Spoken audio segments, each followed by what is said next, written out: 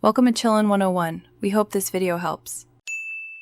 You begin by collecting the essential hardware: a router, an Ethernet cable, and your modem. Plug the modem into power and connect modem to router WAN. Once done, open a laptop and access the router admin page by typing its IP. Log in with default credentials.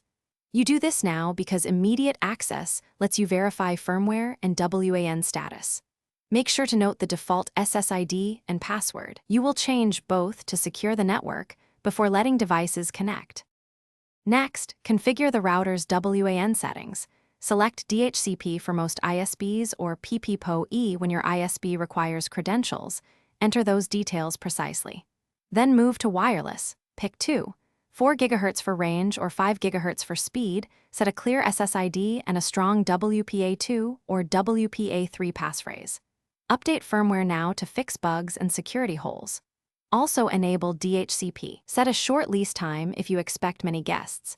And reserve IPs for. Finally, lock down the network.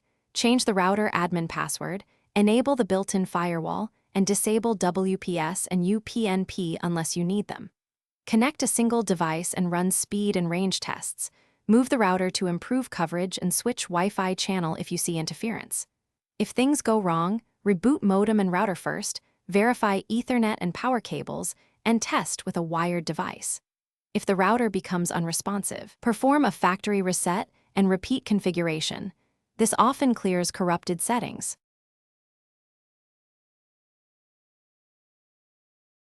Thanks for watching. Consider subscribing if we helped you.